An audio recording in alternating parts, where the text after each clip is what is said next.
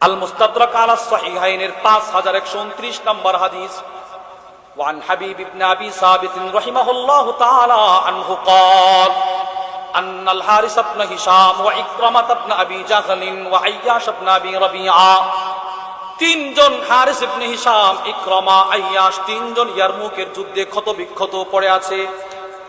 ফাদা আল হারিস ইবনে Hisham বিমাইন লিয়াশরাবাহু, উনি পানি পান করার জন্য, পানি আনার জন্য ডাকলেন, কে আছো একটু পানি পান করাও, কে আছো একটু পানি পান করাও। তিনজন মৃত্যু সন্নিকটে, রক্তক্ষরণ হচ্ছে, ভাই কে আছো একটু পানি দেন, পানি দেন। একজন পানি নিয়ে আসছে, যেই মাত্র পানিটা পান করবে তাকায় দেখে ফানাজারা ইলাইহি ইকরামা, দূর থেকে ইকরামা ক্ষতবিক্ষত অবস্থায় রক্তক্ষরণ হচ্ছে আর হারেসের পানির দিকে তাকায় আছে। হারেস বলে ইদফাউ ইলা ইকরামা, আমার পানির দরকার নাই, আমার ভাই ইকরামার কাছে পানিটা নিয়ে যাও। এবার যিনি সাক্কা, যিনি পানি পান করাচ্ছেন, তিনি দৌড় দিয়ে ইকরামার কাছে চলে গেলেন। এবার ইকরামা পানিটা পান করবে, তাকায় দেখে ফানাজারা ইলাইহি আইয়াশ, আইয়াশ দূর থেকে ইকরামার পানির মগের দিকে তাকায় আছেন। ইকরামা বলেন ইদফাউহু ইলা আইয়াশ, আমার পানির দরকার নাই, আইয়াশের কাছে পানিটা নিয়ে যাও। এবার হাদিস বর্ণনাকারী হাবিব ইবনে আবি সাবিত বলেন মা ওয়াসালা ইলা আইয়াশ ওয়ালা আহাদিম ওয়ালা ইলা আহাদিম মিনহুম, যিনি পানি পান করাচ্ছেন তিনি আইয়াশের কাছে পৌঁছতে পারেন নাই, তিনজনের কারো কাছে পৌঁছতে পারেন নাই। হাত্তা মাতু, তিনজন যুদ্ধের ময়দানে মারা গেল।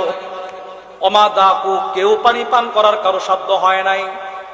একটু চিন্তা করে দেখেন কি পরিমাণ সাহাবাদের ভিতরে ইসার ছিল। ইসার শুধু খাবার খাওয়ায় নাই, নিজের উপরে প্রাধান্য দিয়ে নিজের জান আগে নিজে মৃত্যুবরণ করেছে, আগে অপর ভাইকে জীবন ধারণ করার জন্য সুযোগ দিয়েছেন।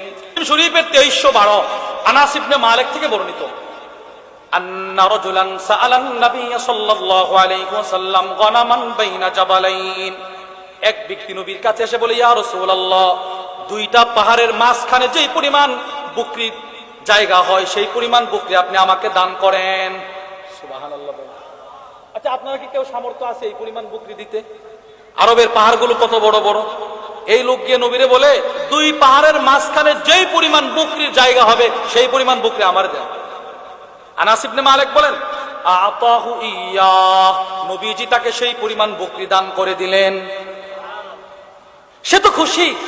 ফাতা কওমাহু, সে তার সম্প্রদায়ের কাছে এসে বলে এই কওম, ও আমার সম্প্রদায়, আসলিমু, তাড়াতাড়ি কালেমা পড়ো মুহাম্মদের কাছে গিয়ে সাল্লাল্লাহু আলাইহি ওয়াসাল্লাম, যা তাড়াতাড়ি কালেমা পড়। কেন রে? ফাওয়াল্লাহ, আল্লাহর কসম, ইন্না মুহাম্মদ সাল্লাল্লাহু আলাইহি ওয়াসাল্লাম লা ইউতি আতা মা ইয়াখাফুল ফাকর, পৃথিবীর ইতিহাসে একমাত্র নবীজি এমন ব্যক্তি যিনি এমন ভাবে দান করেন নিজে দরিদ্র হয়ে যাওয়ার ভয় করে না। এই হাদিসের ব্যাখ্যা করতে গিয়ে জগৎ বিখ্যাত আলেম আল্লামা মুহাম্মদ ইবনে সালেহ আল উসাইমিন রাহিমাহুল্লাহ তার মুসলিম শরীফের শরহ সহিহ মুসলিমের মধ্যে লেখেন, রাসূল তাকে এই পরিমাণ বকরি দিল, বকরিগুলা যদি দুই পাহাড়ের মাঝখানে রেখে দেওয়া হয়, পাহাড়ের উচ্চতা যেই পরিমাণ, বকরিগুলো একটার কাঁধে আরেকটা রেখে দিলে সেই পরিমাণ হয়ে যাবে। কি পরিমাণ বকরি নবীজি তারে দান করছে। এজন্য বলছি, সাহাবারা বলে তুই জানোস রাসূলের কাছে কিছু চাইলে নবীজি ফিরাইয়া দেয় না, তুই চাইলি কেন রে? এবার সে চাইছে কেন এটা শুনেন। সে বলে ওই সাহাবী যিনি চাদর আনছে, ওয়াল্লাহ, আল্লাহর কসম, মা সাআলতুহু ইল্লা আলিতাকুনা কাফানি ইয়াউমা আমুত, পৃথিবীর মায়া ত্যাগ করে সকলকে একদিন মৃত্যুবরণ করতে হবে, আমিও তো একদিন মরে যাব। আমি রাসূলের কাছে আল্লাহর কসম চাদরটা এই জন্য চেয়ে নিয়ে আসছি, যেদিন আমি মারা যাব আমি আমার পরিবারকে বলে যাব আমার মৃত্যুর পরে যেন নবীর দেওয়া চাদরটা আমার কাফন পরানো হয়। হযরত সাহল ইবনে সাদ বলেন এই লোকটার যেদিন ইন্তেকাল হয়ে গেল, কানাত কাফানাহু, নবীর দেওয়া চাদরটাই ছিল তার কাফন।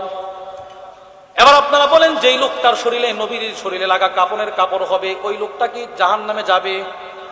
জাহান্নামে যাবে। এজন্য আপনাদেরকে বলেছি আল্লাহ রাসূলের ভিতরে এই সিফত ছিল। এবার এই সিফতটা শুধু সাহাবাদের, নবীজির ভিতরে ছিল না, নবীর কাছ থেকে দেখে দেখে সাহাবারা শিখেছেন।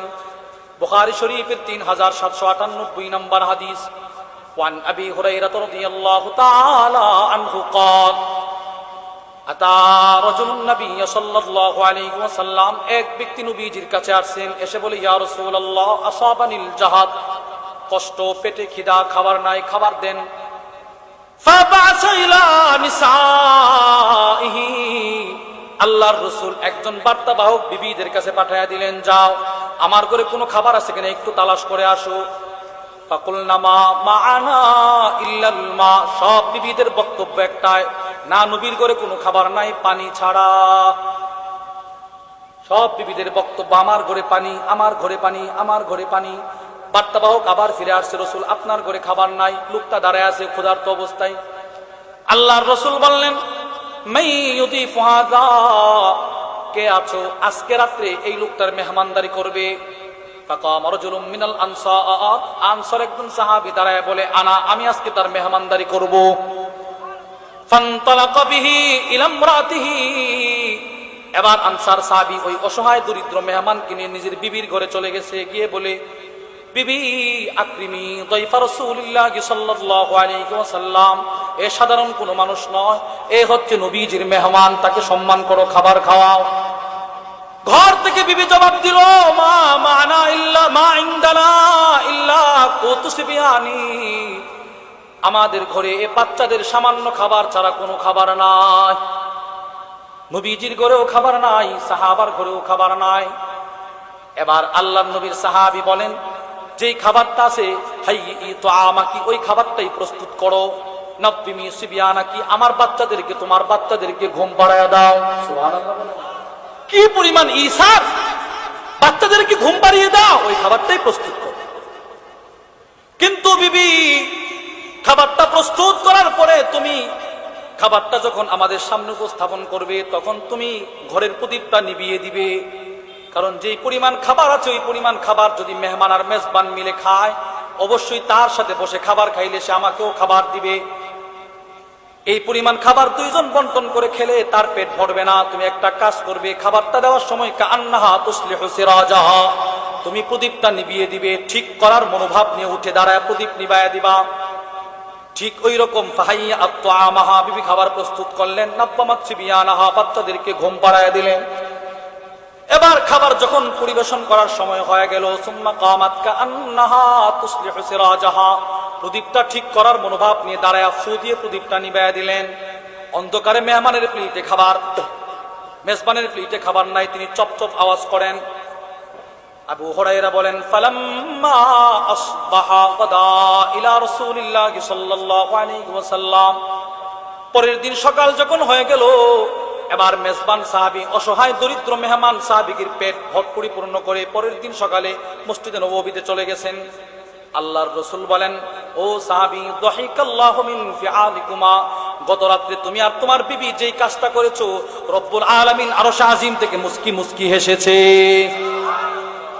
কি প্রাধান্য দিলে তুমি! রব শুধু মুস্কি মুস্কি হাসে নাই, রব তোমার শানে আয়াত নাযিল করে দিয়েছে।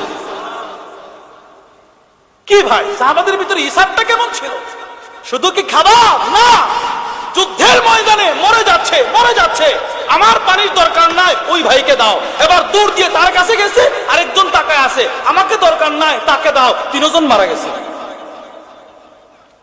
আল মুস্তাদরাক আলা সাহিহাইনের 5129 নম্বর হাদিস। ওয়ান হাবিব ইবনে আবি সাবিত রাহিমাহুল্লাহু তাআলা আনহু قال أن الحارث بن هشام وإكرمة بن أبي جهل وعياش بن أبي ربيعة, তিনজন, হারিস ইবনে হিশাম, ইকরামা, আইয়াশ, তিনজন ইয়ারমুকের যুদ্ধে ক্ষত বিক্ষত পড়ে আছে। ফাদাআল হারিস ইবনে হিশাম বিমাইন লিয়াশরাবাহু, উনি পানি পান করার জন্য, পানি আনার জন্য ডাকলেন, কে আছো একটু পানি পান করাও, কে আছো একটু পানি পান করাও। তিনজন মৃত্যু সন্নিকটে, রক্তক্ষরণ হচ্ছে, ভাই কে আছো একটু পানি দেন, পানি দেন। একজন পানি নিয়ে আসছে, যেই মাত্র পানিটা পান করবে, তাকায় দেখে ফানাজারা ইলাইহি ইকরামা, দূর থেকে ইকরামা ক্ষত বিক্ষত অবস্থায় রক্তক্ষরণ হচ্ছে, আর হারেসের পানির দিকে তাকায় আছে। হারেস বলে, ইদফাউ ইলা ইকরামা, আমার পানির দরকার নাই, আমার ভাই ইকরামার কাছে পানিটা নিয়ে যাও। এবার যিনি সাক্কা, যিনি পানি পান করাচ্ছেন, তিনি দৌড় দিয়ে ইকরামার কাছে চলে গেলেন। এবার ইকরামা পানিটা পান করবে, তাকায় দেখে ফানাজারা ইলাইহি আইয়াশ, আইয়াশ দূর থেকে ইকরামার পানির মগের দিকে তাকায় আছেন। ইকরামা বলেন ইদফাউহু ইলা আইয়াশ, আমার পানির দরকার নাই, আইয়াশের কাছে পানিটা নিয়ে যাও। এবার হাদিস বর্ণনাকারী হাবিব ইবনে আবি সাবিত বলেন মা ওয়াসালা ইলা আইয়াশ ওয়ালা ইলা আহাদিম মিনহুম, যিনি পানি পান করাচ্ছেন তিনি আইয়াশের কাছেও পৌঁছতে পারেন নাই, তিনজনের কারো কাছে পৌঁছতে পারেন নাই। হাত্তা মাতু, তিনজন যুদ্ধের ময়দানে মারা গেল। ওমা দাকু, কেউ পানি পান করার কারো সাধ্য হয় নাই। একটু চিন্তা করে দেখেন কি পরিমাণ সাহাবাদের ভিতরে ইসার ছিল। ইসার শুধু খাবার খাওয়ায় নাই, নিজের উপরে প্রাধান্য দিয়ে নিজের জান আগে নিজে মৃত্যুবরণ করেছে, আগে অপর ভাইকে জীবন ধারণ করার জন্য সুযোগ দিয়েছেন।